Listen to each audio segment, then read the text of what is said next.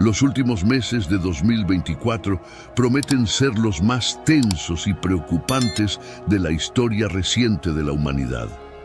Esto se debe a que una serie de eventos de proporciones globales están a punto de ocurrir y cambiar el rumbo del mundo para siempre. Recientemente, todos quedaron en shock con el atentado contra la vida del candidato Donald Trump. Por poco no perdió la vida y ahora es el favorito en la contienda contra Kamala Harris, la vicepresidenta de los Estados Unidos. Además, el mundo está al borde de lo que muchos llaman una tercera guerra mundial, con la tensión entre rusos y ucranianos, israelíes y extremistas islámicos aumentando cada día más y afectando a más países. También se espera que una crisis económica pocas veces vista en la historia se instale primero en las grandes naciones y luego se extienda a otros países. Ante todo esto surgen las preguntas: ¿qué va a pasar con el mundo a partir de ahora? ¿Cuál será el impacto en la economía y en nuestras vidas? ¿Será que el anticristo se revelará en cualquier momento? En este video no solo voy a responder estas preguntas, sino que también voy a mostrarte una perspectiva totalmente nueva y de acuerdo con la palabra de Dios sobre todo lo que ha estado sucediendo últimamente y que te tiene preocupado, con miedo y ansioso. Te voy a decir lo que nadie está diciendo sobre los eventos mundiales, así que quédate conmigo hasta el final. Soy el pastor Antonio Jr. y antes de comenzar, solo te pido que te suscribas a mi canal porque quiero ayudarte en tu caminar con Dios todos los días. ¿De acuerdo? Ahora sí, vamos allá. Desde que el hombre desobedeció la orden de Dios en el Edén y comió del fruto del árbol del conocimiento, el mundo siempre ha pasado por crisis, conflictos y momentos de tensión y miedo. Pero es difícil imaginar una época en la que tantas cosas amenazantes para el futuro de la humanidad estén sucediendo al mismo tiempo como en los días de hoy. Por eso, déjame decirte algo que Dios me ha urgido mucho a compartir contigo. No te enfoques en las teorías sobre qué organización secreta está tratando de gobernar el mundo en las sombras. Podríamos decir aquí que un nuevo orden mundial está trabajando para dominar el planeta, o que los Illuminati van a empezar a poner su plan en práctica y preparar el terreno para la llegada del anticristo. Pero eso no te traerá paz, al contrario, solo traerá más inquietud a tu corazón. Lo primero que necesitas saber es que sí existe una fuerza que gobierna el mundo, y esa fuerza es el diablo. Todos los grupos que se oponen a la Biblia y no reconocen que Jesús es el Hijo de Dios que murió en la cruz y resucitó, son usados por el enemigo. Observa el aviso que nos da el apóstol Pablo: amados, no crean en cualquier espíritu, sino examinen para ver si proceden de Dios, porque muchos falsos profetas han salido por el mundo. Pueden reconocer el Espíritu de Dios de esta manera: todo espíritu que confiesa que Jesús Cristo vino en carne procede de Dios, pero todo espíritu que no confiesa a Jesús no procede de Dios. Ese es el espíritu del anticristo, del cual han oído que viene y ahora ya está en el mundo. Miren esto, hermanos. Esto muestra que la organización que manipula el mundo no es humana, es espiritual. El espíritu del anticristo ya está en el mundo y todos debemos estar alertas para no ser engañados por él. La Biblia dice que nuestra lucha no es contra los seres humanos, sino contra Satanás y sus demonios. Aunque existan los Illuminati, ellos no son más poderosos que Dios, así que no debemos tenerles miedo.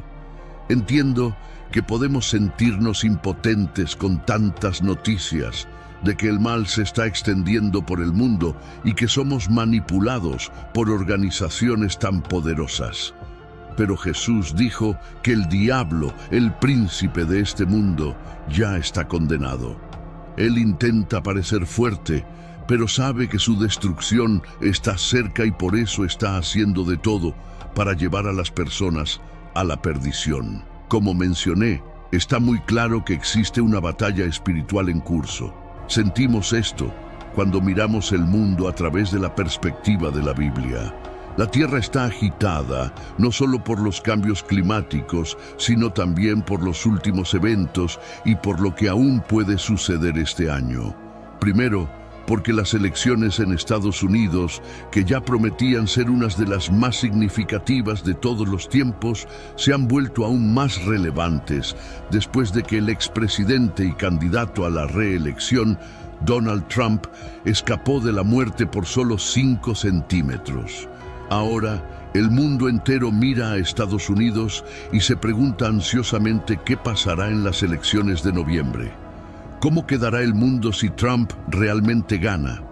En cuanto a las guerras, tanto la de Rusia contra Ucrania como la de Israel contra los extremistas islámicos, la situación está muy lejos de terminar.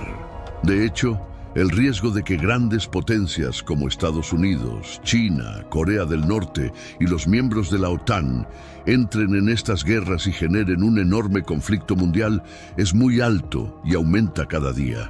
Además, otras preguntas invaden nuestra mente. ¿Qué pasará con la economía? ¿Seguirá subiendo la inflación? ¿Tendremos trabajo y dinero para comprar comida y mantener a nuestras familias? ¿La inteligencia artificial nos quitará nuestros empleos? Son tantas preguntas y casi ninguna respuesta, ¿verdad? Lo que más vemos en Internet hoy en día son personas y medios exagerando cada evento, buscando audiencia y también para esparcir miedo en la población, bajo la influencia de Satanás. El diablo tiene una gran influencia en este mundo y controla la opinión de la mayoría de las personas. Es por eso que la Biblia dice en 2 Corintios 4:4 que el Dios de esta era ha cegado la mente de los incrédulos para que no vean la luz del Evangelio de la gloria de Cristo. Con todos los eventos recientes, hay muchos predicadores diciendo, por ejemplo, que estamos presenciando el inicio de la guerra de Gog y Magog, una batalla profetizada en Ezequiel 38 y 39 en el Antiguo Testamento y también en Apocalipsis capítulo 20. Hermanos, sinceramente, creo que quienes hablan de esta profecía como si estuviera sucediendo ahora o no saben interpretar correctamente las Escrituras o actúan de mala fe para aprisionar al pueblo de Dios con miedo y no con fe. Esto se debe a que esa profecía habla de una batalla que ocurrirá 1000 años después de que Jesús regrese a la tierra, derrote al anticristo y al falso profeta, aprisione a Satanás y establezca su reino en este mundo. También hay quienes dicen que estamos a punto de vivir la profecía de 1 Tesalonicenses 4, donde el apóstol Pablo dice que Jesús descenderá del cielo y al son de la voz del arcángel y la trompeta de Dios, los muertos en Cristo resucitarán y luego los vivos serán llevados junto con ellos. Serán arrebatados con Él en las nubes y se encontrarán con el Señor en el aire. Esta profecía a menudo se usa fuera de contexto. El apóstol Pablo se refiere aquí a un momento que solo ocurrirá durante la gran tribulación, cuando Israel esté siendo perseguido y rodeado por las naciones del mundo. Entonces, los judíos reconocerán que Cristo es el Hijo de Dios y clamarán: «Hosana, bendito el que viene en el nombre del Señor». Jesús volverá para rescatar y salvar a todos los que hayan creído en Él como el único y suficiente Salvador. Por eso, quiero darte un consejo. No creas todo lo que escuchas y ves. Busca profundizar en el conocimiento de la Biblia. Dios quiere que recuerdes que, sin importar lo que esté pasando en el mundo o lo que pueda suceder en el futuro, no debes temer. Aunque el resto del mundo esté ciego y no pueda ver la luz que solo existe en Jesús. Amén. Estamos presenciando una crisis diplomática entre las naciones, sí. Estamos viendo hambre, pestes y terremotos en varios lugares, como mencionó Jesús en Mateo capítulo 24. Pero, ¿debemos preocuparnos? No. Y aquí está el porqué. Primero, por la palabra de Dios. Segundo, por el amor y la fidelidad del Señor. Tercero, porque tenemos el Espíritu Santo. En estos tiempos de incertidumbre, no debes preocuparte porque la Biblia ya nos ha contado el futuro y sabemos cómo termina. Cristo mismo dijo que estaría con nosotros hasta el fin de los tiempos, es decir, no nos abandonará. Lo que debe darte paz es que Dios siempre ha defendido a sus hijos. Él siempre ha sido fiel, siempre ha rescatado a quienes confiaron en Él. En el libro de Génesis, cuando el mundo entero estaba lleno de maldad y perversidad, el Señor preservó a Noé y a su familia, protegió a quienes confiaron en Él. Cuando Sodoma y Gomorra fueron destruidas, Dios preservó a Lot y a su familia. En el Éxodo, cuando pasó el ángel de la muerte, protegió a los israelitas que pusieron la sangre del cordero en sus puertas. Es decir, Dios tiene un historial de proteger y cuidar a sus hijos. Entonces, mi querido hermano y hermana, no te preocupes por nada. El Señor te está diciendo hoy que vivas por fe y confíes en Él en todo momento, pero el diablo quiere lo contrario para ti y para mí. Quiere que estés ansioso y con mucho miedo de enfrentar la vida. Cuando dejas que eso suceda, empiezas a ir en contra de la palabra de Dios y te llenas de ansiedad, preocupado por lo que vas a comer, beber, vestir y cómo vas a pagar tus cuentas. Eso es lo que el diablo quiere, que dejes de confiar en el cuidado de Dios y empieces a actuar por tu cuenta. Una persona que no se deja intimidar por lo que ve suceder en el mundo, sino que es guiada por su fe en las promesas del Señor, no puede ser vencida por el diablo. Por eso, cuando te sientas inseguro, di: sí, Dios, creo que eres mucho más grande que cualquier problema. Tú eres mayor que los acontecimientos de este mundo. No veo un camino delante de mí, pero creo que estás guiando mis pasos. Y entonces Dios te dice: hijo mío, no tengas miedo. Conozco tus dolores y dificultades y te voy a ayudar. Hermanos, esta es una promesa para esos momentos en la vida cuando sientes que no puedes soportar tanta presión. Dios te está pidiendo que dejes de lado la ilusión de que eres tú quien está en control. Mientras intentes resolver todo a tu manera, Dios no intervendrá. Así que descansa y confía. Si has llegado hasta aquí, es porque el Señor tiene un plan para tu vida y quiere usarte para consolar y animar a las personas a tu alrededor. Amén. El mundo puede estar en crisis, pero tú estás en Cristo y eso hace toda la diferencia. Nunca lo olvides. Soy el pastor Antonio Jr. Si te gustó este mensaje, compártelo con tus amigos y familiares y suscríbete a mi canal. Te espero en el próximo video. Que Dios te bendiga poderosamente. Para la mayoría de las personas, no solo los estadounidenses, existe el temor de que esta elección sea un punto de inflexión.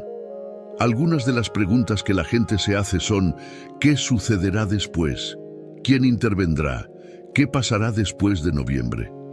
Sí, para muchos estadounidenses, esta elección está resultando ser una de las más importantes de sus vidas. Por eso, me gustaría ofrecer una perspectiva bíblica sobre algunos de los principales desarrollos que están ocurriendo a nuestro alrededor.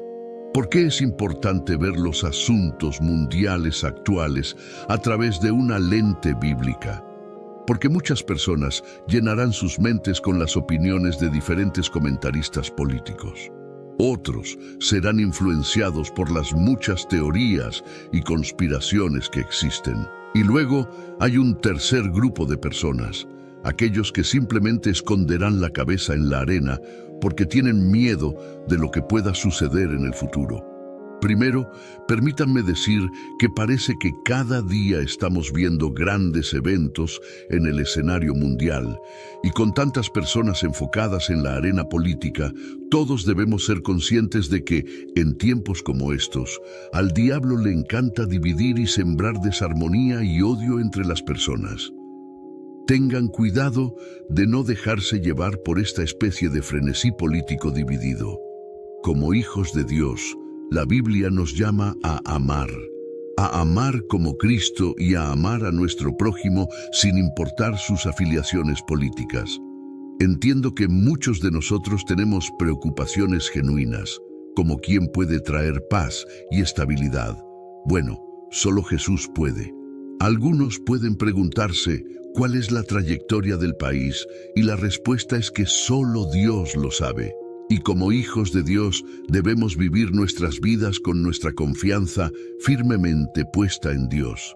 Ahora, si hay más giros y vueltas en los próximos meses, si hay disturbios o incertidumbre económica, si hay más y más voces añadiéndose a la conversación sobre Estados Unidos como nación y la dirección en la que se dirige, recuerden que nuestro Señor y Salvador es más grande que cualquier político, cualquier funcionario del gobierno o cualquier institución mundana.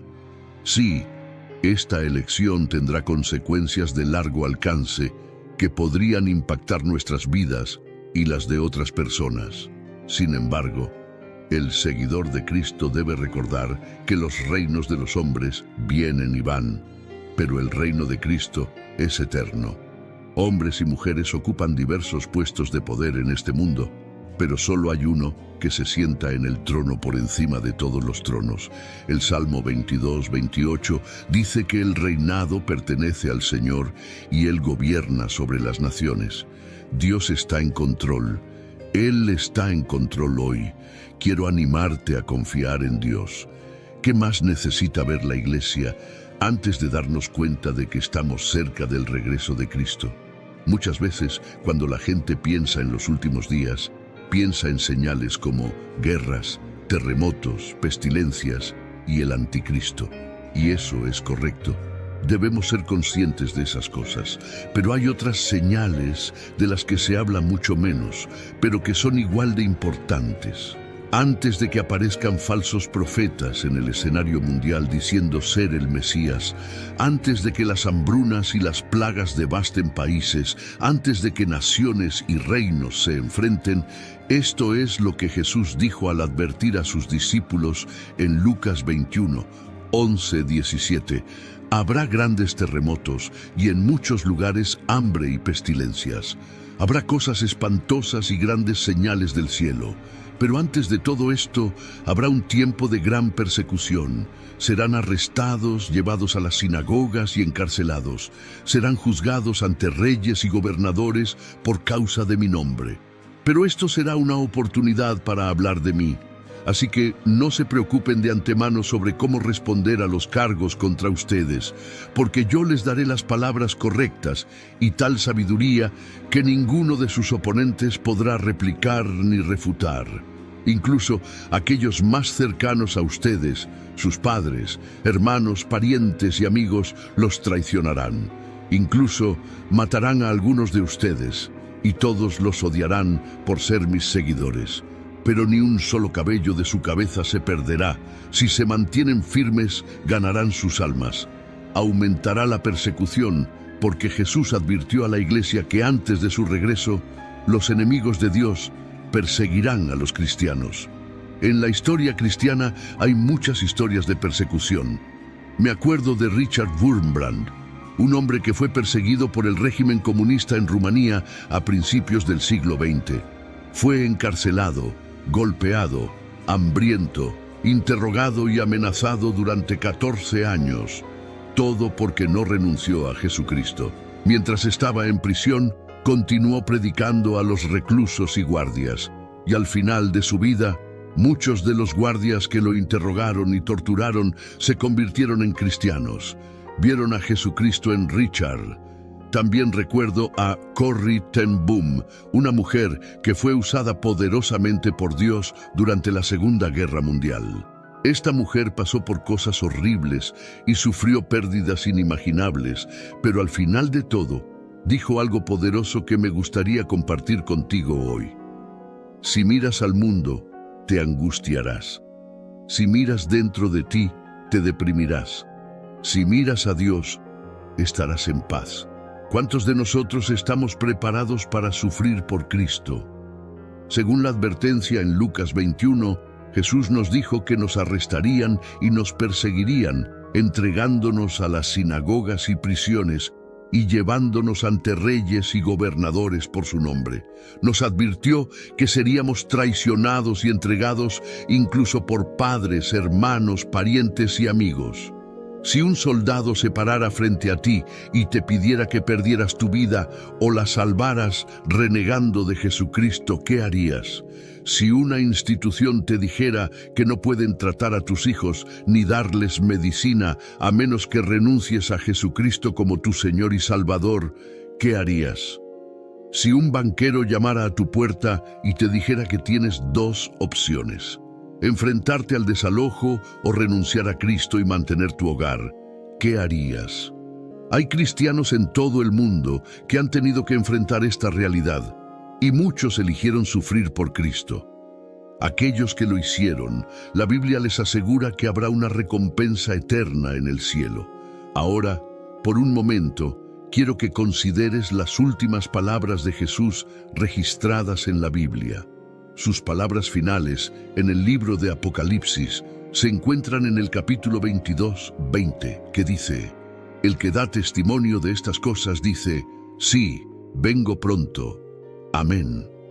Ven, Señor Jesús. Las palabras finales son importantes. Una persona en su lecho de muerte siempre tendrá algunas palabras finales emocionalmente significativas para decir a sus seres queridos. Valoramos las últimas palabras de los seres queridos fallecidos. Damos gran importancia a las últimas palabras de personas importantes. Incluso aparte de la muerte, enfatizamos las últimas palabras. Si un discurso debe ser significativo, debe tener una conclusión poderosa. Un gran libro puede arruinarse con un mal final. Sí, las últimas palabras son importantes. ¿Cuánto más importantes son las últimas palabras de Dios? Ahora, Dios no está muerto ni ausente, pero las palabras de Dios son eternas y siempre actuales. La voluntad revelada ha sido completada. Dios ha entregado en las Escrituras todo lo que se necesita para la vida y la piedad. El Señor ha dotado a la humanidad con el acceso al conocimiento necesario para el perdón, la reconciliación y la vida eterna. El proceso de darnos su palabra no fue una tarea pequeña. Dios utilizó a docenas de hombres a lo largo de 15 siglos para escribir las Escrituras. Entonces, ¿cómo eligió Dios terminar esta obra monumental que llamamos la Biblia? Sin duda, las últimas palabras de la Biblia son de gran importancia. Cuando llegamos al final de la palabra de Dios, los versículos finales del último capítulo del último libro de la Biblia, encontramos algo viejo pero nuevo. Encontramos un concepto presente desde las primeras páginas de la Biblia, pero esta vez con un significado aún mayor. Encontramos una promesa y una advertencia, una promesa de bendición o maldición, una invitación a la vida y una advertencia de muerte. En Apocalipsis 22:12, Jesús dice: «Y he aquí vengo pronto, y mi recompensa conmigo para dar a cada uno según sea su obra». Dado que estas palabras tienen casi 2000 años, podemos preguntarnos sobre la promesa del Señor de venir pronto. Por supuesto, debemos recordar que nuestra percepción del tiempo es muy diferente a la del Señor, como nos recuerda 2 Pedro 3:8. Mas, oh amados, no ignoréis esto, que para con el Señor un día es como 1000 años, y 1000 años como un día. Además, la eternidad llega rápidamente para todos nosotros. Muchos han sido sorprendidos por la muerte sin estar preparados. Los años pasan rápido para todos nosotros. Incluso si el Señor demora su segunda venida, nuestra cita con la eternidad no está lejos. Debemos escuchar y obedecer al Señor con urgencia. Jesús promete que está trayendo su recompensa. Esto puede ser un gran consuelo o un gran terror. La palabra recompensa puede referirse a un salario. Para los que son fieles a Jesús, la recompensa será bendición y vida. Aquellos que persisten en la rebelión recibirán el salario de su pecado, la muerte eterna. El apóstol inspirado Juan nos ayuda a entender quién recibirá una bendición o una maldición. En Apocalipsis 22, 14, 15 escribe: Bienaventurados los que lavan sus ropas, para tener derecho al árbol de la vida y para entrar por las puertas en la ciudad. Mas los perros estarán fuera, y los hechiceros, los fornicarios, los homicidas, los idólatras, y cualquiera que ama y hace mentira. Todos quieren ser bendecidos. Los versículos finales de la Biblia nos recuerdan el camino hacia la bendición, la fidelidad a Jesús. Cuando el Señor regrese, restaurará el acceso al árbol de la vida, pero solo para aquellos que lo siguieron. Los que persisten en la mundanalidad y el pecado no serán bendecidos, sino que quedarán afuera. Para este grupo no habrá acceso al árbol de la vida ni entrada en la ciudad celestial. Su destino será estar afuera, separados para siempre de la bondad de Dios. Luego, en Apocalipsis 22, 17, encontramos una última y hermosa invitación. Y el espíritu y la esposa dicen: ven, y el que oye diga: ven, y el que tiene sed, venga, y el que quiera, tome del agua de la vida gratuitamente.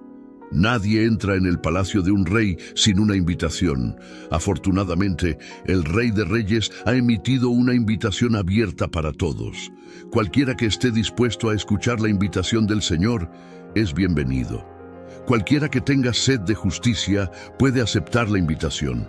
Cualquiera que desee la vida eterna puede tener ese deseo cumplido. ¡Qué invitación tan adecuada! Aquí, al final de las Escrituras, desde Génesis en adelante, la Biblia registra la caída del hombre y el plan de Dios para reconciliar todas las cosas. Tomó siglos y grandes sacrificios, pero Dios cumplió su promesa en el jardín de aplastar la cabeza de la serpiente, donde la historia comienza con un ángel guardando el árbol de la vida del hombre, termina con una invitación al hombre para disfrutar del árbol y el agua de la vida una vez más. Pero esta invitación viene con una advertencia.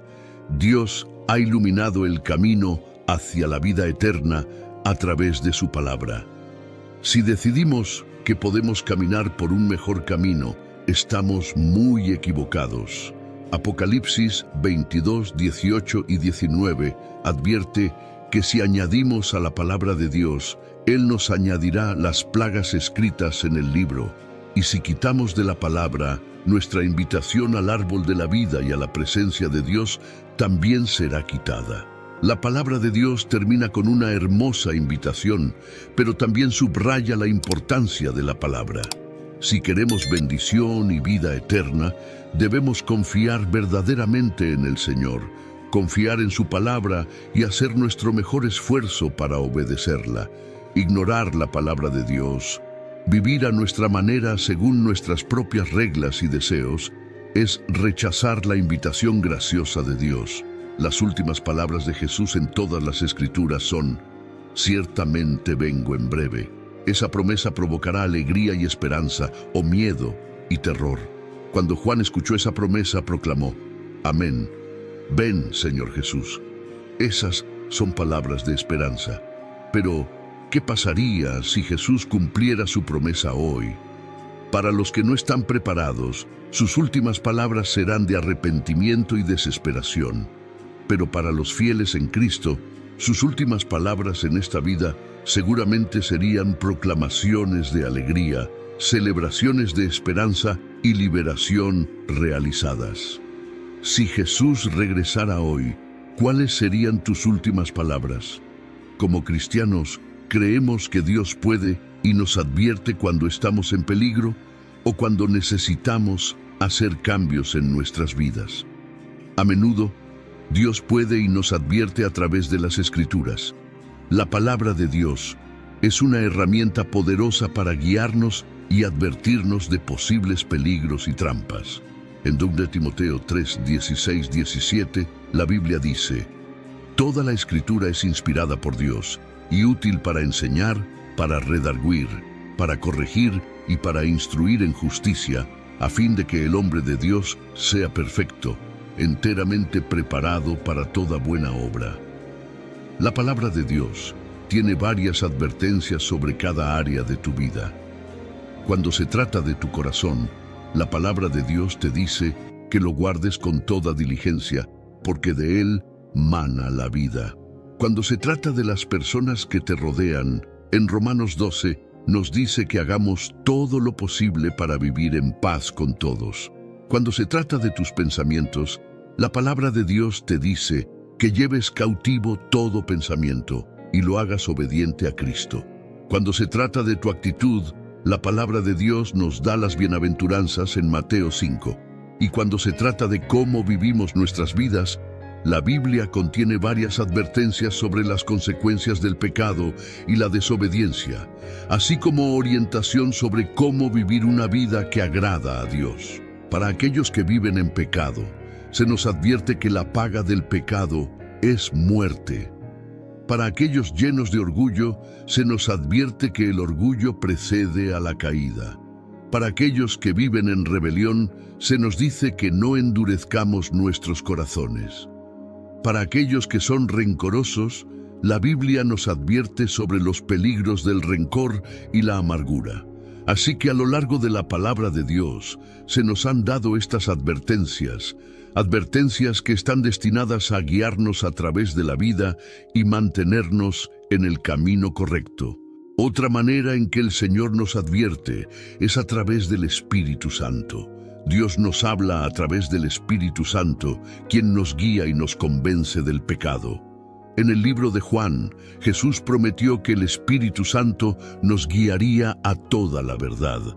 El Espíritu Santo puede ser esa voz pequeña y suave que te habla y convence tu corazón del pecado. John Piper una vez dijo sobre el Espíritu Santo que Él es la manera en que Dios nos habla y nos dirige en el camino de la obediencia. Además de esto, Dios puede usar las circunstancias de nuestras vidas para advertirnos o guiarnos en una dirección diferente. Por ejemplo, podemos experimentar una serie de contratiempos u obstáculos que dejan claro que estamos en el camino equivocado. O tal vez Dios cierra una puerta que pensábamos que estaba abierta para nosotros. En Romanos 8:28, Pablo escribe: "Y sabemos que en todas las cosas Dios trabaja para el bien de aquellos que lo aman, que han sido llamados según su propósito". Incluso en circunstancias difíciles, Dios nos guía y nos muestra su voluntad. Dios puede guiarnos hacia su voluntad para nuestras vidas. Su mano está en cada detalle de nuestras vidas, aunque a veces no lo sintamos así. En conclusión, Dios puede advertirnos de diversas maneras, incluyendo las Escrituras, el Espíritu Santo y las circunstancias. Como cristianos, es importante estar abiertos a la guía de Dios y buscar su sabiduría en todas las áreas de nuestras vidas. El Señor tiene un plan para cada uno de nosotros y podemos confiar en que nos guiará y advertirá en el camino. Si el enemigo puede hacernos prestar más atención a los problemas de la vida, en lugar de prestar atención a quien puede resolver esos problemas, estamos efectivamente rindiéndonos al mundo. Dios nos dijo que nos transformáramos mediante la renovación de nuestra mente para que podamos conocer la buena y perfecta voluntad de Dios, según Romanos 12:2. El enemigo hará todo lo posible para atacar nuestra mente y hacernos tropezar. Quiere traer confusión para que caigamos en los deseos de nuestra propia carne. La condenación es un arma efectiva del enemigo para tratar de destruir la mente del creyente. Cuando sentimos que todo lo que hacemos es fallar, se vuelve más fácil caer en la tentación porque creemos que eso es lo que hacemos de todos modos. Pero Dios dijo que el que está en mí es más grande que el que está en el mundo. La mente de Cristo que reside en nosotros es más fuerte que la tentación que el enemigo trae para tratar de destruir nuestras mentes conscientes. Cuando todo lo demás falla, el diablo intentará usar las circunstancias para desviarnos del camino. Quiero que prestes atención a algunos de los pequeños detalles sobre cómo vives tu vida. Un orador lo dijo de esta manera: todos somos impulsados por la mente, porque la Biblia dice en Proverbios, como piensa el hombre en su corazón, así es él. Así que te insto a vivir tu vida cristiana con pensamientos puros. Rechaza todo lo que sea impuro y desecha todos los pensamientos corruptos. La verdad es que tú y yo no tenemos garantizado un día más.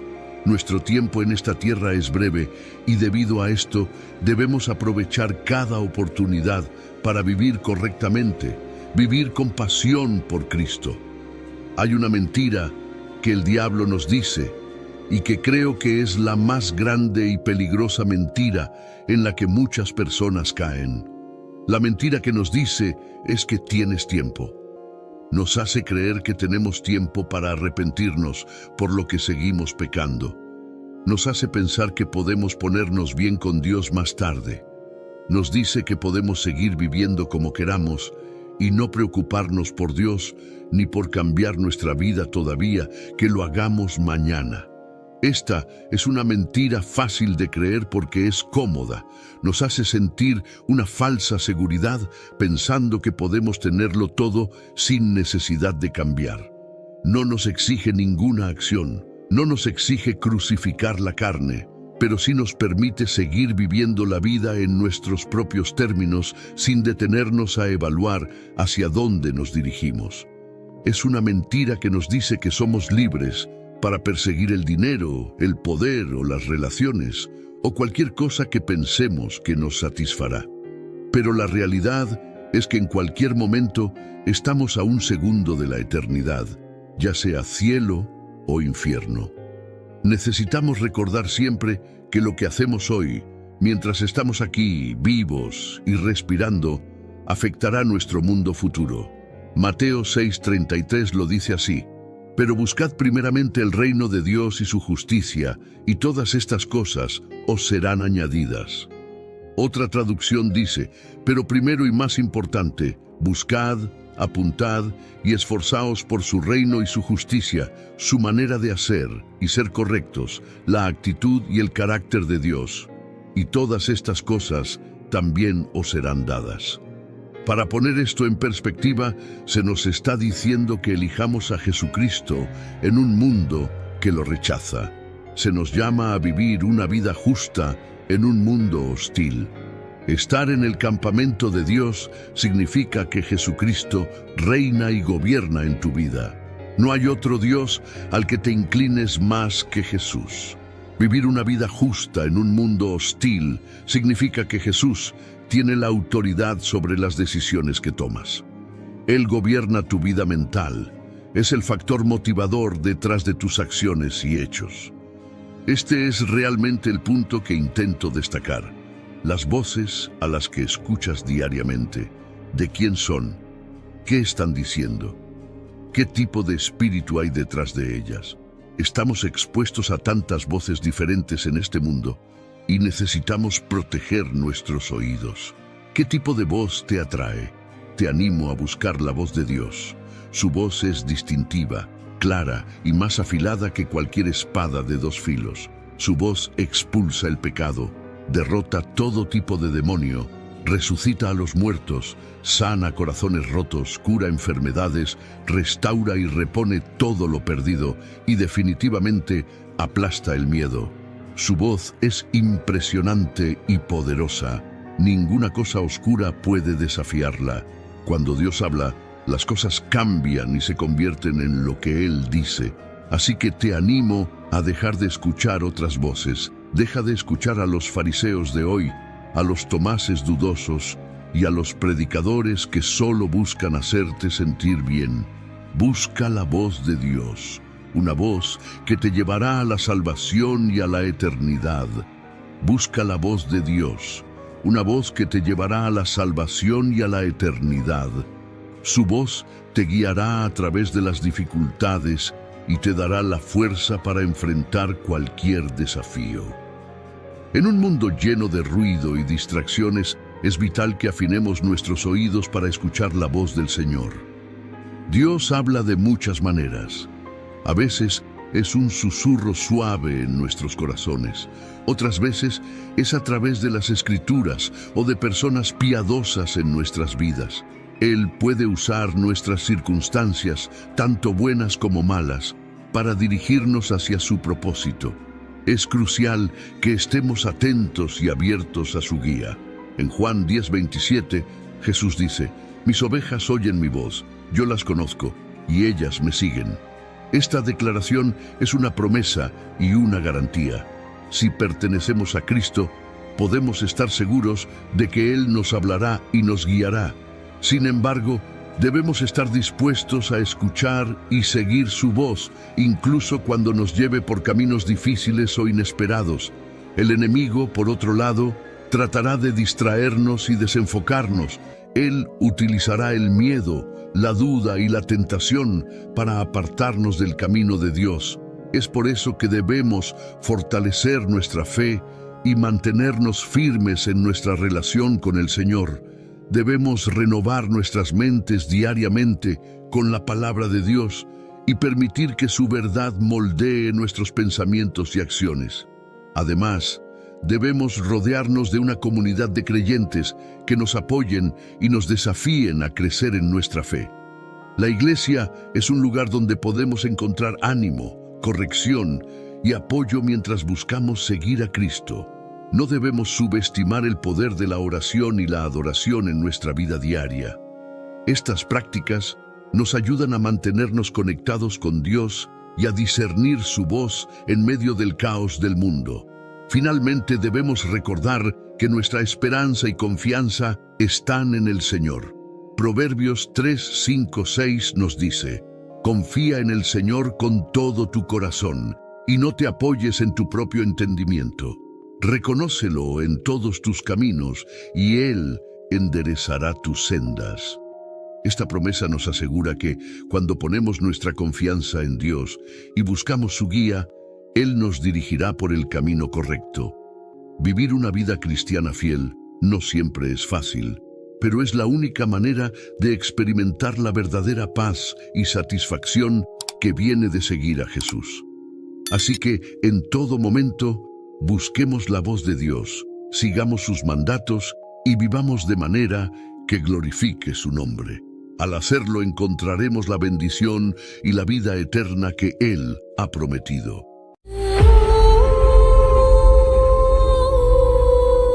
El día en que el anticristo se encuentra con Jesús, quien es el anticristo, es una figura profetizada en la Biblia que se elevará al poder en los últimos tiempos, engañando a muchos y oponiéndose a Dios a lo largo de la profecía bíblica. Se pronosticó una figura que se levantaría en poder y engaño, llevando a muchos por el mal camino. Se opondrá y se exaltará sobre todo lo que se llama Dios o su adoración, de modo que se establecerá en el templo de Dios, proclamándose a sí mismo como Dios. 2 Tesalonicenses 2:4. El término anticristo proviene de la palabra griega antichristos, donde anti significa en contra o en lugar de, y Christos significa Cristo. En esencia, el anticristo denota a alguien o algo que se opone o actúa en lugar de Cristo. Este concepto está arraigado en la Biblia, particularmente en las epístolas de Juan. El término anticristo se encuentra explícitamente en los libros de 1 Juan y 2 Juan. Hijitos, es la última hora, y así como oyeron que el anticristo viene, también ahora han surgido muchos anticristos. Por esto sabemos que es la última hora. 1 Juan 2:18. ¿Quién es el mentiroso sino el que niega que Jesús es el Cristo? Este es el anticristo, el que niega al Padre y al Hijo. 1 Juan 2:22. El anticristo progresará de líder regional a líder mundial, luego a un dictador global tiránico y finalmente a un dios. La bestia aparece del mar, haciendo referencia a las naciones gentiles en la Biblia, y tiene 7 cabezas y 10 cuernos, indicando su relación con Satanás, según el Apocalipsis 13. El anticristo será herido de muerte alrededor del punto medio de la tribulación, pero Satanás sanará milagrosamente su herida. Este hombre de iniquidad se describe como alguien que se opone a Dios, se instala en el templo de Dios y se proclama a sí mismo como Dios. Estas características coinciden con el concepto más amplio de una figura anticristiana, alguien que se opone y busca reemplazar a Cristo. Imagina a alguien o algo que finge ser bueno, actuando en lugar de lo que es verdaderamente bueno, pero que en realidad está en contra de ello. En la Biblia hay un término para esto: el anticristo. Es como un impostor engañoso en contra de Jesús y sus enseñanzas. Aunque el nombre anticristo se usa algunas veces en la Biblia, hay otros lugares donde leemos acerca de figuras o personajes que actúan como esperaríamos que sea el anticristo. Uno de estos es el hombre del pecado mencionado en una carta a los tesalonicenses. Esta persona intenta actuar en contra de Dios e incluso pretende ser Dios. Todas estas descripciones nos dan una idea de alguien que se opone a las verdaderas enseñanzas y naturaleza de Jesucristo. La reunión, este encuentro, ocurre en Apocalipsis 16. En este capítulo tenemos un relato del derramamiento de las copas llenas de la ira de Dios.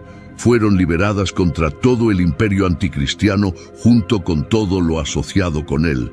Este juicio se derrama sobre la tierra, sobre el mar, sobre los ríos y fuentes de agua. Las 7 plagas terribles se derraman sobre la tierra. A pesar de los efectos devastadores de las plagas, la gente seguirá hablando mal de Dios en lugar de alabarlo. La aterradora ira de Dios purga la tierra del mal. Tanto la 6ª copa como la 6ª trompeta tienen algo que ver con el río Éufrates. Ambos juicios se centran en los ejércitos motivados por actividad demoníaca. La reunión comienza con el secado del río Éufrates, Apocalipsis 16:12. El 6º ángel derramó su copa sobre el gran río Éufrates, cuyas aguas se secaron para que estuviera preparado el camino de los reyes del oriente. Observa dónde cayó, sobre el gran río Éufrates. Algunos lo toman literalmente como el lugar donde comenzó el poder y el imperio turcos en la antigüedad. Los romanos creían que el río Éufrates actuaba como una barrera segura contra posibles invasiones provenientes de los imperios del este en ese momento de la historia. El río se extendía aproximadamente por 1.800 millas, 2.900 kilómetros, y su anchura oscilaba entre 300 y 1.200 yardas, 275 a 1.900. Sin embargo, si el río Éufrates se secara y se convirtiera en un camino, permitiría que enormes ejércitos del este, incluyendo naciones como China, India y Japón, se movieran hacia el oeste con facilidad.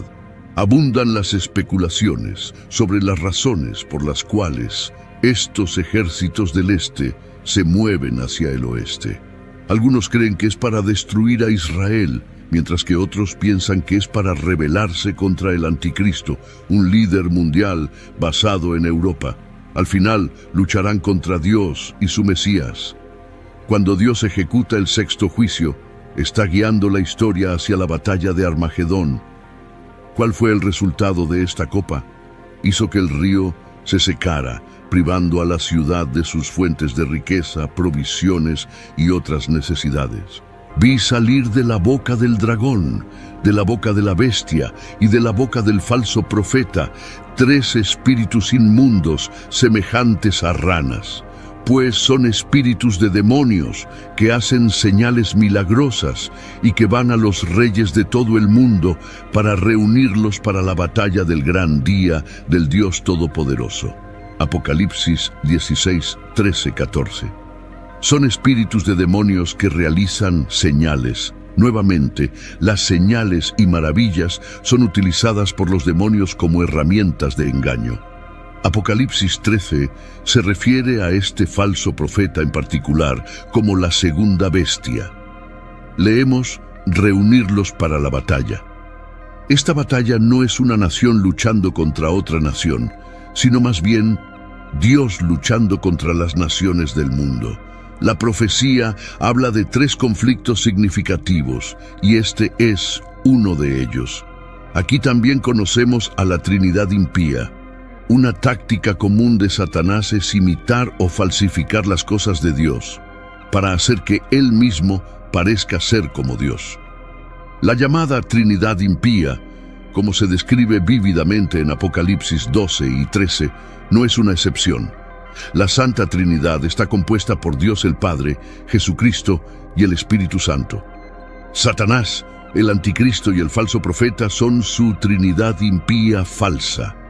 Mientras que la Santa Trinidad se define por la verdad infinita, el amor y la bondad, la Trinidad impía exhibe características diametralmente opuestas de engaño, odio y maldad pura. Aunque muchos pasajes bíblicos se refieren a Satanás en varias formas, como una serpiente o un ángel de luz, se le describe como un gran dragón rojo con 7 cabezas y 10 cuernos y 7 coronas sobre sus cabezas en Apocalipsis 12:3. Su personalidad viciosa se representa por el color rojo. La bestia o anticristo, como se describe en Apocalipsis 13 y Daniel 7, es el segundo miembro de la Trinidad impía. Aunque el anticristo es identificado por ese nombre solo 4 veces en la Biblia, aparece muchas más veces con varios alias. También se le llama el que trae destrucción, 2 Tesalonicenses 2:3, el impío, 2 Tesalonicenses 2:8, el hombre malvado, 2 Tesalonicenses 2:9, la bestia, Apocalipsis 13:1, la promesa que vendrá, Daniel 9:26, un rey feroz, Daniel 8:23, un maestro de la intriga, Daniel 8:23, un hombre despreciable, Daniel 11:21, un pastor sin valor, Zacarías 11:16-17. Cuando aparece, la gente se acercará a él como las moscas a la miel y harán todo lo que él pida.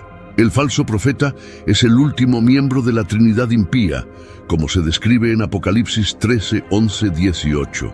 Jesús advirtió específicamente a los creyentes que estuvieran atentos a los falsos profetas que pueden parecer inocentes, pero que pueden ser extremadamente destructivos. El falso profeta es capaz de realizar grandes señales y maravillas, como hacer descender fuego del cielo, Apocalipsis 13:13. Levanta una imagen del anticristo para adoración, da vida a la imagen, exige que todas las personas adoren la imagen y ejecuta a aquellos que se niegan a adorarla. El falso profeta también obligará a todos a obtener una marca permanente de algún tipo, al igual que los esclavos en los tiempos de Juan, para demostrar total devoción al anticristo y renuncia a Dios. Solo aquellos que hayan recibido la marca podrán realizar transacciones comerciales.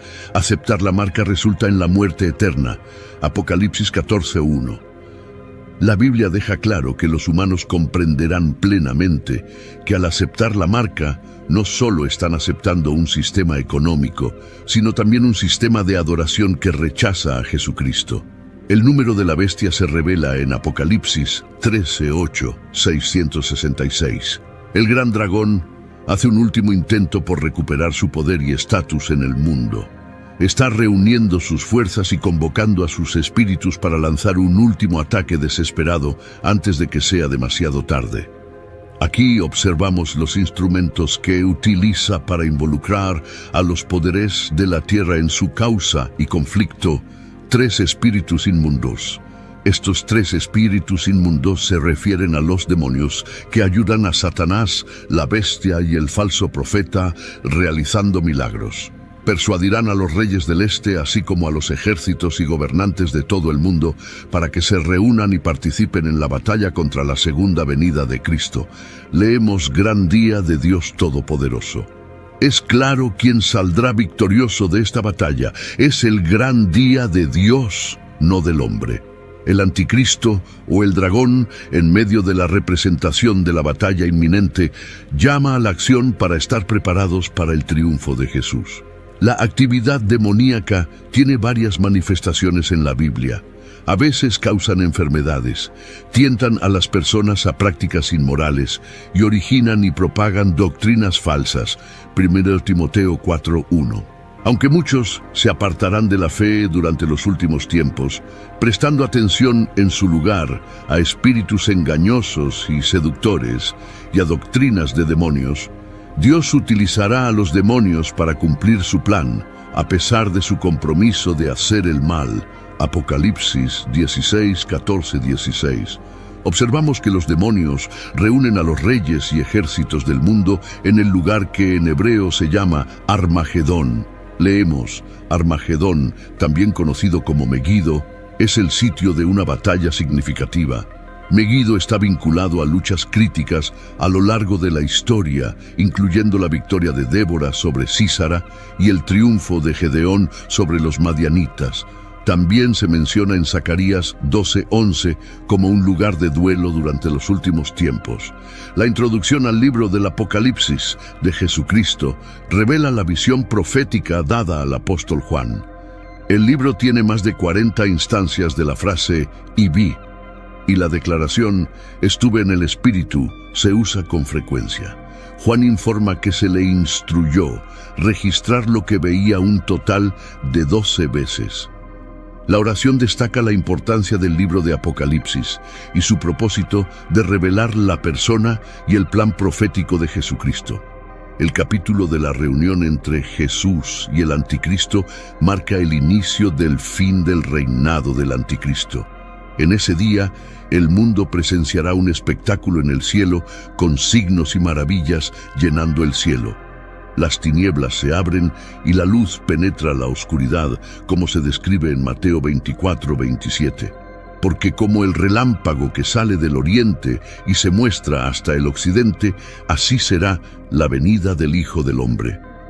Después de la reunión de Jesús y el Anticristo, la Biblia enseña que el reinado del Anticristo llegará a su fin con el regreso de Jesucristo.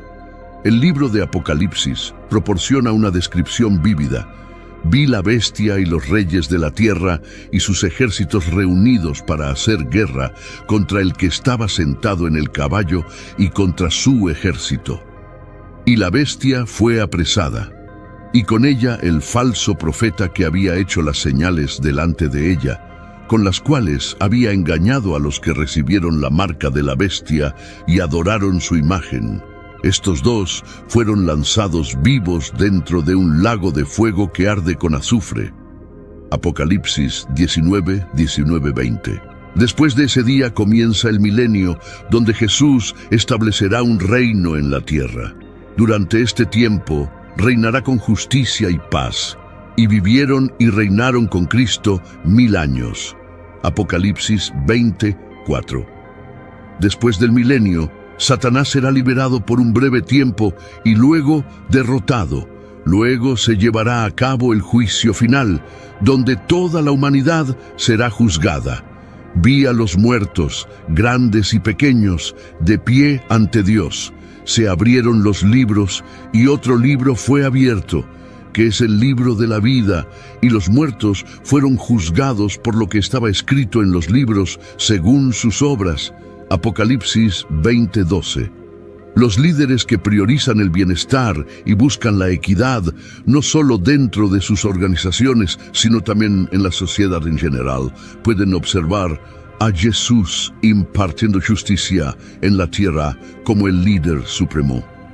La oración concluye con una reflexión sobre la importancia del libro de Apocalipsis y cómo Jesús profetizó que el Espíritu Santo revelaría las cosas futuras a sus apóstoles. Juan 16:13. El libro de Apocalipsis cumple esta profecía al proporcionar una visión completa de Jesucristo y su plan eterno, concluyendo así el Nuevo Testamento. Sus víctimas gobernó el mundo antiguo como un dictador absoluto. Después de someter a Asiria, dirigió su atención a Egipto, su principal adversario en ese momento, ya que Judá estaba en el camino. Sería necesario deshacerse de ella si alguna vez quería cumplir su ambición de gobernar sobre un gran imperio. Nabucodonosor emitió una orden para que varios jóvenes judíos fueran entrenados para servirle en calidad de hombres de conocimiento y sabiduría. Daniel, Ananías, Misael y Azarías estaban entre los que fueron llevados cautivos, Eran conocidos por los nombres de Beltsasar, Sadrach, Mesac y Abednego en caldeo. Bajo la imagen del Rey Dios, Nabucodonosor dio la orden de crear una estatua colosal hecha de oro. La estatua de oro que Nabucodonosor había encargado debía de haber sido magnífica, medía 90 pies de altura. Es posible que el rey la planeara de esta manera para consolidar su poder, reuniendo a todos los niveles de sus oficiales para una gran ceremonia. A estos gobernantes se les ordenó asistir a la dedicación de la estatua erigida por Nabucodonosor y postrarse en adoración ante ella. Todos los que desobedecieran este mandato corrían el riesgo de ser arrojados a un horno ardiente y quemados. Todos obedecieron las órdenes de Nabucodonosor, ya que estaba decidido a establecerse no solo como el líder político indiscutible de Babilonia, sino también como la autoridad religiosa suprema en la ciudad, o al menos casi todos. Debido a que Sadrach, Mesac y Abednego estaban entre los oficiales presentes en esta masiva reunión, se avecinaba un enfrentamiento.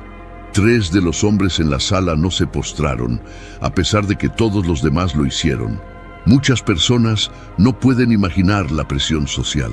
No fue fácil, como los niños en la iglesia mirando alrededor durante el tiempo de oración para ver quién tiene los ojos abiertos. Algunos caldeos vieron a los 3 jóvenes hebreos de pie entre todos los que se habían postrado y corrieron a Nabucodonosor para informarle.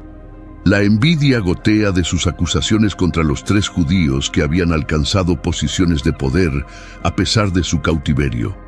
Debido a que su fe les prohibía adorar a cualquier dios que no fuera el verdadero Dios de Israel, los oficiales de la corte vieron la oportunidad de eliminar a Sadrach, Mesac y Abednego y no desaprovecharon la oportunidad.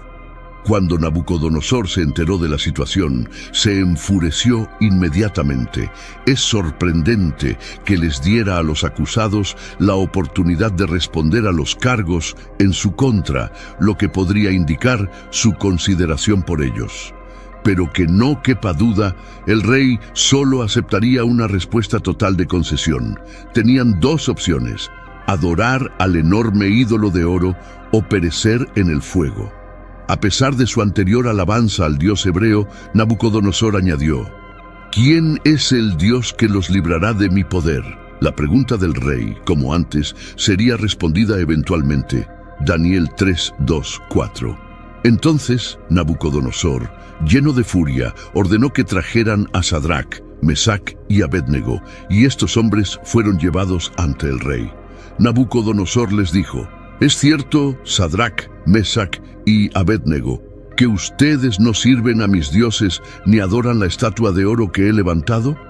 Estos valientes hombres judíos desafiaron la orden directa del rey y se entregaron en las manos de Dios. Su respuesta es impresionante. Oh, Nabucodonosor, no necesitamos responderte en este asunto. Si es así, nuestro Dios, a quien servimos, puede librarnos del horno de fuego ardiendo. Y nos librará de tu mano, oh rey. Pero si no, sepas, oh rey, que no serviremos a tus dioses ni adoraremos la imagen de oro que has levantado. Daniel 3, 16, 18, Biblia amplificada.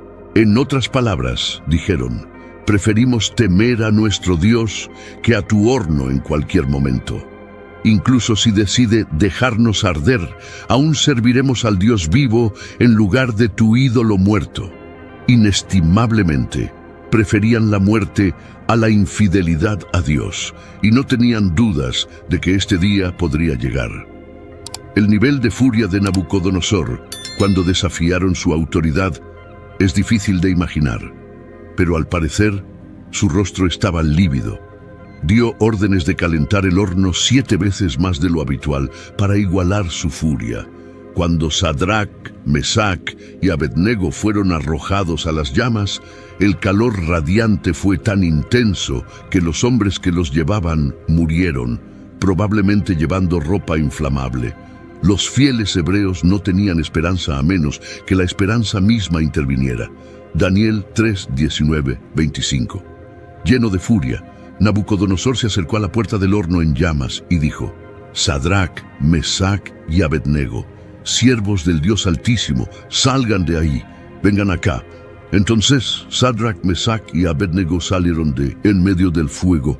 Los sátrapas, prefectos, gobernadores y consejeros del rey se congregaron alrededor de ellos y vieron que, en cuanto a estos hombres, el fuego no había tenido ningún efecto en sus cuerpos, no se había quemado ni un solo cabello de sus cabezas, sus ropas no estaban chamuscadas y no se percibía olor de fuego en ellos.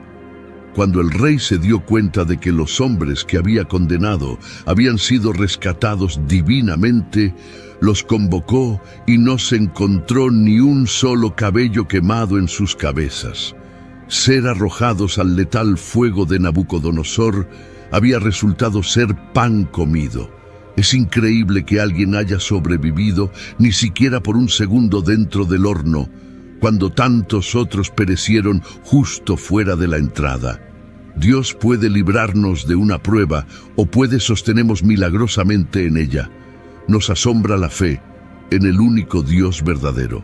Su respuesta en medio de la prueba confirmó tres cosas: su creencia inquebrantable en el Dios de la Biblia, su confianza en el Dios que es quien dice ser y hará lo que dice que hará, y su fe revelada por su dependencia en el único que tenía el poder para librarlos del mal. Su reconocimiento de Dios sobre el rey más poderoso del mundo resultó en la revelación del poder supremo de Dios a los incrédulos. Su fe demuestra que Dios es capaz de librarnos de nuestros propios problemas y pruebas. Como cristianos, sabemos que Dios es capaz de librarnos. También sabemos que no siempre actúa de esta manera. Según Romanos 5, Dios puede permitir pruebas y dificultades en nuestras vidas para construir nuestro carácter, fortalecer nuestra fe u otras razones desconocidas.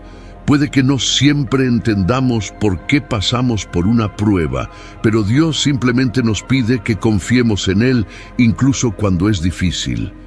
Juan, a pesar de experimentar un dolor increíble, una agonía casi insuperable y sufrimiento, pudo decir: aunque Él me mate, en Él esperaré. También sabemos que Dios no siempre garantiza que nunca suframos o muramos, pero promete estar siempre con nosotros. Deberíamos aprender que en tiempos de adversidad y persecución deberíamos adoptar la actitud de estos tres jóvenes. Pero aunque no lo haga, queremos que sepas, oh Rey, que no serviremos a tus dioses ni adoraremos la imagen de oro que has erigido. Daniel 3:18. Sin duda, estas son algunas de las palabras más valientes jamás pronunciadas.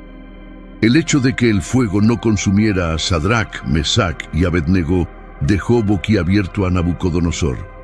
El punto es que cuando caminamos por fe, podemos enfrentar persecución ardiente, pero podemos estar seguros de que Él está con nosotros, nos mantendrá firmes, nos librará eventualmente y nos salvará para siempre. Cuando somos perseguidos o sufrimos, podemos tener esperanza, porque sabemos que esta vida no es el fin, hay vida después de la muerte. Esa es su garantía para todos los que lo aman y lo obedecen. Saber que pasaremos la eternidad con Dios nos permite elevarnos por encima del dolor y el sufrimiento que experimentamos en esta vida. Durante siglos, niños y adultos han quedado cautivados por la increíble historia de Sadrac, Mesac y Abednego, tres jóvenes que desafiaron al poderoso rey Nabucodonosor. Las acciones de Sadrac, Mesac y Abednego en el libro de Daniel representan una respuesta común en nuestra época: la desobediencia civil, que implica una oposición personal y deliberada a un decreto gubernamental que viola los estándares de Dios. Estaba claro que el rey ya no sería el mismo. Abandonó al Dios al que había adorado a favor del Dios del pueblo, al que anteriormente había perseguido. Ensalzó al Señor e insistió: en que sus súbditos no adoraran a nadie más que al Dios Todopoderoso. Los líderes piadosos deberían pedir al Señor que les muestre vislumbres regulares de su poder y gloria. Cuando lo hace, se vuelve mucho más fácil para nosotros dirigir nuestro celo hacia servir al único Dios que realmente existe. Daniel 3, 28-30, Biblia amplificada. Nabucodonosor respondió y dijo: Bendito sea el Dios de Sadrach, Mesach y Abednego, que envió a su ángel y rescató a sus siervos que confiaron en él. Desobedecieron el mandato del rey y entregaron sus cuerpos antes que servir o adorar a cualquier dios, excepto a su propio Dios. Por lo tanto, promulgo un decreto de que cualquier pueblo, nación o lengua que hable algo ofensivo contra el Dios de Sadrach, Mesach, será cortado en pedazos y sus casas serán convertidas en montones de basura, porque no hay otro Dios que pueda salvar de esta manera.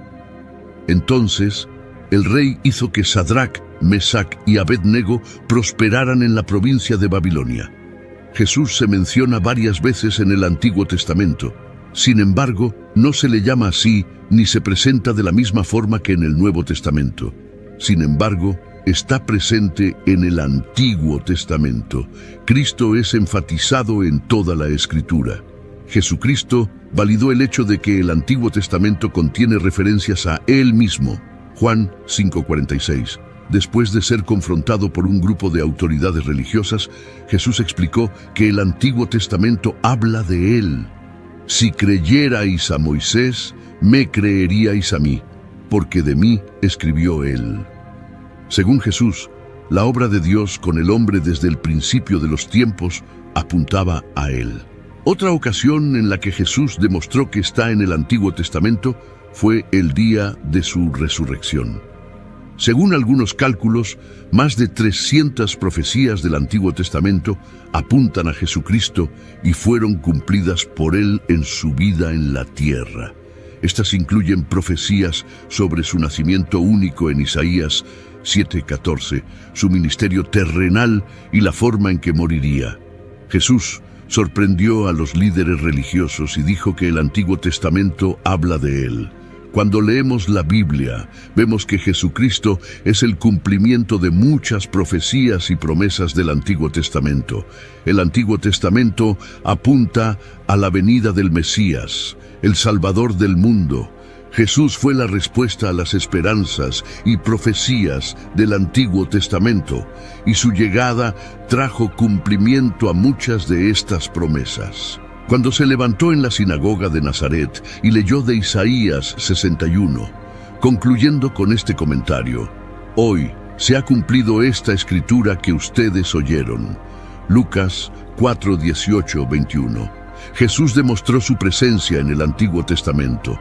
Las teofanías, que son apariciones preencarnadas del Hijo de Dios, son otra manera en que Jesús se revela en el Antiguo Testamento. Sin embargo, hay formas más profundas en las que Jesús puede ser encontrado en el Antiguo Testamento, y estas se pueden categorizar como tipos. Un tipo es una persona o cosa en el Antiguo Testamento que prefigura a una persona o cosa en el Nuevo. La vida de José parece modelar la vida de Cristo, y muchos eventos históricos del Antiguo Testamento sirven como símbolos de lo que Dios haría en el futuro a través de Cristo. Por ejemplo, cuando Dios llamó a Abraham para ofrecer a su hijo Isaac como sacrificio, Abraham profetizó: Dios proveerá para sí el cordero para el holocausto, hijo mío. Génesis 22:8. Estos eventos históricos apuntaban hacia la obra redentora de Cristo. Jesús, siendo el Mesías prometido de Dios, es mencionado no solo en el Nuevo Testamento, sino también en varios pasajes del Antiguo Testamento. Él es el Mesías prometido, y se podría decir que Jesús es la razón de ser de la Biblia. Es la palabra viva que nos señala hacia la oferta de reconciliación de Dios, la esperanza del perdón y la vida eterna a través de Jesucristo, nuestro Señor. Después de su muerte, surge la pregunta sobre el paradero de Jesús. ¿Fue al infierno, al Hades o al cielo? La narrativa de Lucas relata el viaje asombroso de Jesús después de su muerte, comenzando en la cruz. Jesús, a punto de emprender un viaje increíble, pasa por las puertas de la cruz. El libro de Lucas cuenta la historia de su viaje final hacia la muerte, desde su oración en Getsemaní hasta su última palabra en la cruz, consumado es, seguido por su entrega final y sepultura. Su cuerpo inerte permanece en la cruz, hasta que es finalmente retirado y enterrado, mientras que su espíritu se embarca en una travesía única. La pregunta sobre el paradero de su espíritu durante los 3 días entre su muerte y resurrección genera debate. Una interpretación común es 1 Pedro 3, 18, 21, donde se menciona que Jesús predicó a los espíritus en prisión, quienes fueron desobedientes en los días de Noé. Estos versículos presentan un enigma fascinante. Jesús, siendo la encarnación de lo que significa sufrir por hacer el bien y llevarnos a Dios, soportó el sufrimiento en lugar de nosotros, los injustos. Murió por nuestros pecados y aunque murió en la carne, fue hecho vivo en el Espíritu. Posteriormente fue a predicar a los espíritus en prisión que en los días de Noé fueron desobedientes mientras esperaba la paciencia de Dios. La interpretación de estos versículos varía, y hay al menos 314 interpretaciones diferentes. Algunos sugieren que Jesús proclamó su victoria sobre Satanás y sus huestes, mientras que otros consideran que se dirigió a aquellos que perecieron en el diluvio de Noé. La identidad de los espíritus en prisión se relaciona claramente con aquellos que fueron desobedientes en los días de Noé, una generación tan malvada que se negó a escuchar el mensaje salvador de Noé y pereció en el catastrófico diluvio. Estos eventos de la vida de Jesús y sus acciones después de la muerte proporcionan una visión única y profunda de su poder y autoridad. La idea de que incluso aquellos bajo la tierra, en lo más profundo, deben reconocer a Jesús como su Señor Supremo es un recordatorio poderoso de la autoridad suprema que Jesús tiene sobre todas las cosas. Esta sumisión total se reflejará en el futuro cuando cada rodilla se doble y toda lengua confiese que Jesucristo es Señor tanto en el cielo como en la tierra y debajo de la tierra. La discusión sobre el paradero de Jesús durante los 3 días entre su muerte y resurrección es compleja, pero las Escrituras sugieren que Jesús estuvo activo y consciente, predicando incluso a aquellos que habían muerto en desobediencia durante los días de Noé. Este aspecto del ministerio de Jesús es poco discutido, pero destaca su autoridad sobre la vida y la muerte, incluso después de su propia crucifixión. El apóstol Pedro, autor de la epístola de 1 Pedro, proporciona una perspectiva única sobre este misterio.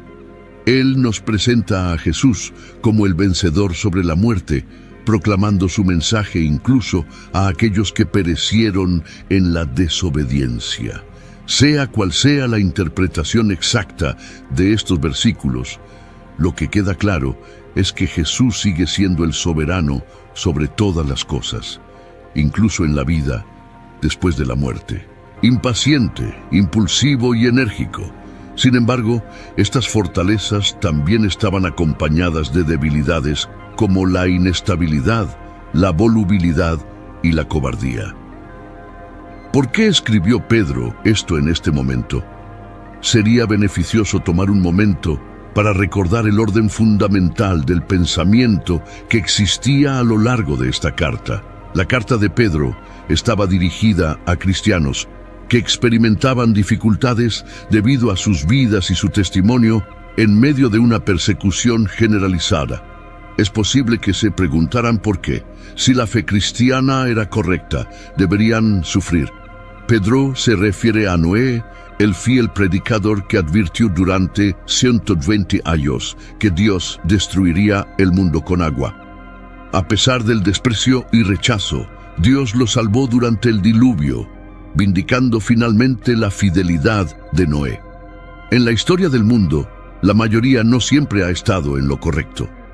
Aunque son pocos los que son salvos, la fe no debería tambalearse por el hecho de que hay pocos creyentes verdaderos. En el tiempo de Noé, solo 8 creyentes fueron salvados, pero hoy hay millones. No fueron salvados por el agua, sino a través del agua. La verdadera salvación no viene del agua, sino del juicio de Dios para llevarlos a un lugar seguro.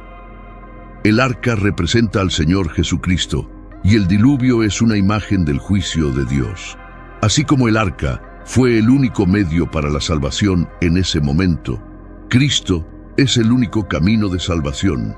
Aquellos dentro de la estructura fueron los únicos que sobrevivieron al diluvio y de manera similar, solo aquellos en Cristo son salvos. El arca sirvió como refugio seguro durante el juicio y Cristo soportó la furia del juicio de Dios contra nuestros pecados. Para aquellos en Él no hay juicio. En la resurrección de Jesucristo, la muerte no pudo retenerlo. Es la primera vez en la historia humana que alguien se levanta de entre los muertos y nunca más experimentará la muerte. Algunos, resucitados posteriormente, murieron nuevamente, pero Jesús resucitó para nunca más morir. La resurrección de Jesús tuvo un impacto inmediato en el mundo físico. Los cuerpos de muchos santos que habían muerto resucitaron y aparecieron en Jerusalén. Este evento asombroso testifica la obra completa de Jesús en la cruz y su posterior resurrección. La resurrección de los cuerpos de los santos servía como un poderoso testimonio de la obra cumplida de Jesús en la cruz y su resurrección posterior. El relato de los santos cuyos cuerpos resucitaron y aparecieron en Jerusalén sirve como un testimonio poderoso de la obra consumada de Jesús en la cruz y su posterior resurrección. El término santos se refiere a individuos piadosos del Antiguo Testamento. Esto demuestra que a pesar del juicio de Jesús sobre el liderazgo de Israel, la nación todavía tiene un lugar significativo en los planes de Dios. La profecía de Ezequiel predijo que el Señor traería de nuevo a la vida a aquellos que habían fallecido, incluso en un valle donde los huesos se habían convertido en polvo. Esta visión simboliza la restauración de Israel por la intervención directa de Dios. Aunque Mateo no da una explicación detallada, presenta estos eventos como un testimonio unificador de la confirmación sobrenatural de la identidad de Jesús. Después de la resurrección, Jesús ascendió al cielo y sus discípulos lo vieron elevarse. 2 ángeles aseguraron que regresaría de la misma manera que lo vieron irse. Actualmente, Jesús reside en el cielo, en un lugar de gloria y en el trono de Dios, y será el mismo Jesús quien regrese. Después de la resurrección, Jesús ascendió al cielo y sus discípulos lo vieron elevarse. 2 ángeles aseguraron que regresaría de la misma manera que lo vieron irse. En la visión apocalíptica de Juan, se presenta a Jesús como el Alfa y el Omega, el primero y el último, el que vive y estuvo muerto y ahora vive para siempre. Su voz es como el sonido de una trompeta y su presencia resplandece con la gloria divina. Juan se postra a sus pies, pero Jesús lo anima, asegurándole que no tema, ya que tiene las llaves de la muerte y del Hades. Este encuentro revela la majestuosidad y la victoria de Jesús sobre la muerte. Su resurrección asegura la victoria eterna para aquellos que creen en Él. En conclusión, la muerte y la resurrección de Jesucristo tienen un significado profundo y transformador. Jesús, como el Alfa y el Omega, el primero y el último, es la fuente de vida eterna y tiene el control sobre la muerte y el Hades. Para los creyentes, la muerte ya no es una amenaza, ya que Jesús ha conquistado la muerte y ofrece la vida eterna a través de su victoria. En lugar de temer a la muerte, los creyentes pueden adorar a aquel que tiene las llaves de la muerte y el Hades, confiando en la promesa de la resurrección y la vida eterna en Jesucristo.